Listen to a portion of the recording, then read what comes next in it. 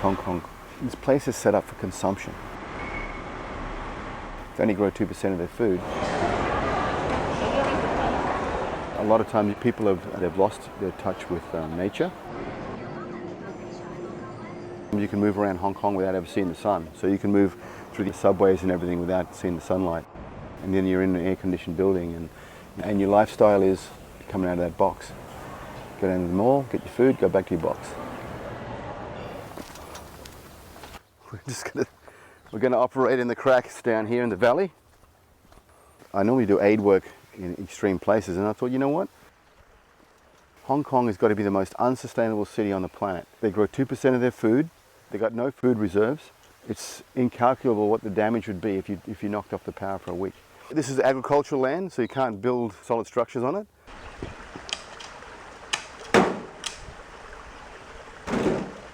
But there's lots of spaces in Hong Kong to shove permaculture. Permaculture always starts in the cracks, I reckon. So this is a good crack here. We've been experimenting with some of the different plants. These are pea aubergines, Thai basil, mint, you got lemongrass. Hong Kong used to have a very good agriculture system. So one of the other reasons we're doing all this is to socialize people into the love of gardening and the love of growing food. We've got a few things we've grown that we don't actually like, like chicory. Right? Everybody eats it, goes, ugh, Jesus, that's bitter. It's good for you, but it doesn't taste that good. Ha Ting's the gardener here. What do you got growing over here? Here is pumpkin. So they just do it really well. Okay. They all have a link to nature through the past. A lot of their grandparents were farmers or gardeners. They know that wise people garden. Got a small, little tiny nursery that we're using to generate the seedlings here. We grow a lot of Chinese vegetables because we're in China. We have a stables down the road that has 46 horses. So we have 10 cubic meters of horse poo and wood shavings available every week. It's almost revolutionary, permaculture, because it really bucks against the system.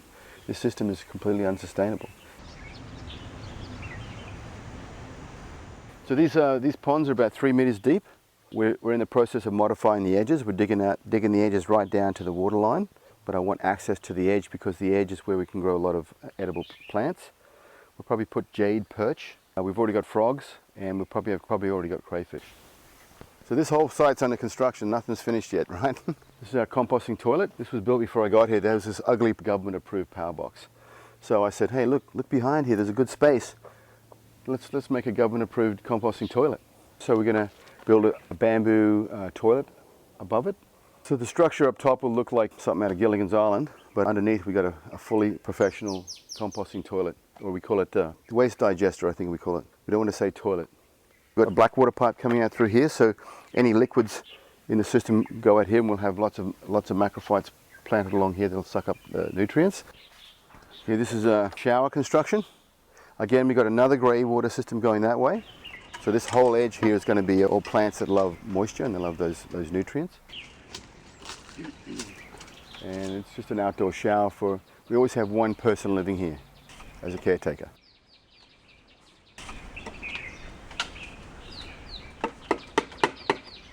So the idea is when we get this going, we're going to have an event once a month where we catch the fish, pick the vegetables, and do a big cook-up. So you come in, you learn from the garden to the kitchen to the plate. So this is our legal structure. It's not a structure, it doesn't exist because it's only made of bamboo. Because basically what permaculture is it's a bunch of best practices put together. In Hong Kong they use bamboo to do scaffolding. And so you notice that the ties here are nylon. All the scaffolding in Hong Kong, multi-story, you see it up maybe even 80 stories high, is bamboo. And a typhoon will come through and the steel scaffolding will fall off and the bamboo will stay. So scaffolders come and whack this up in a few hours. And they covered it with greenhouse plastic. This doubles as our clubhouse, our meeting point. We're building a kitchen, probably cost about 200 US, I guess. The next structure we're doing is going to have a lot of indoor air conditioning built into it. For example, this cliff along here, we're going to put macrophyte plants sticking out. We're going to have a fish pond running along the bottom, made out of brick, and I'm going to have misters in there and fans.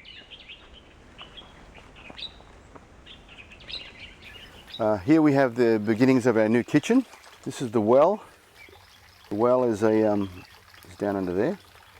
And then we made a giant cutting board here, right? So this cutting board is going to go over top of here, and then we're bringing the kitchen out over top of it. So the idea is we're going to have a pizza oven and an arena stove over here, big giant cutting board, and we can teach 10 or 12 people at a time cooking. And we're also behind the kitchen counter here. We're going to be building an in the kitchen garden indoors. So you can reach across the counter and get your herbs straight, the freshest you can get, right? Jan, I brought you a present. Happy birthday. We're trying to build this as much as possible with the waste products we find around Hong Kong. We've got a used cable reel end, and these are all recycled from pallets. So this is a 100% recycled table. So that thing would have rotted away where I found it a week ago, and now it's going to be a cool table forever. We always looking for a better way to do something. And if they've been gardening in China for 6,000 years, they must have some pretty cool tactics by now. We've got some pretty naked hills. We're using bamboo gabions. A gabion is basically a basket, and it's been used for many thousands of years. And with the bamboo gabions, it only has to last a year, so these plants take root, and then the bamboo will rot away, and in its place we'll have lines of shrubs. Everything we do, as much as possible, has a secondary purpose.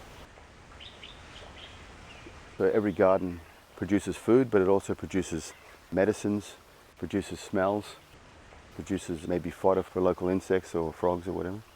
Yeah, I want to edge these ponds as well, and I want to get to the point where I can actually jump in there and swim with my fish. The gardens are just sort of growing bit by bit.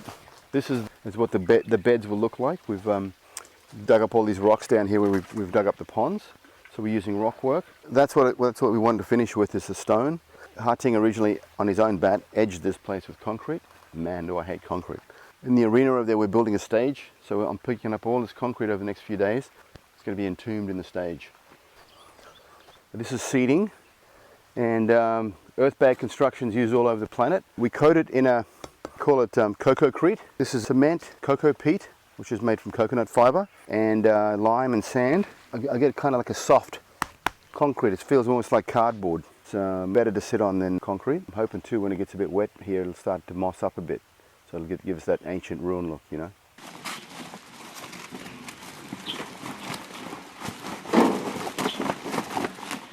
The great thing about earth bags is you can train a team of earth builders in 15-20 minutes and they get it. You know, you can carry 1,000 bags on the back of a motorbike, and you can do a lot of construction just using the earth.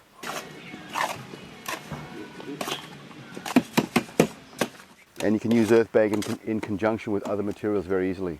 What do you do in other mix of methods? Low structures like this, landscaping, very simple, anybody can do it. When you're building multi-story structures, then you have to be a little bit more careful in your engineering and planning and so forth. Okay, this is the cocoa peat finished.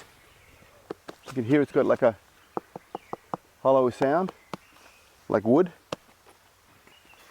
It's got a nice hairy sort of texture. It's quite comfortable to sit on compared to concrete. And it's really cheap to make. Basically this edge here was all eroded. I'm using the soil from the fish ponds to use as bag edging. So I'm creating garden beds wherever I go here. So eventually everything will be very, very easy to manage and very productive.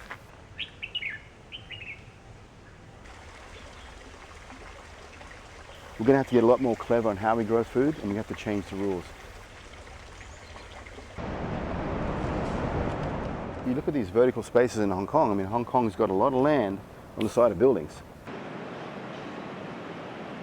We could get a full skyscraper and gut it out and turn it into a farm, right?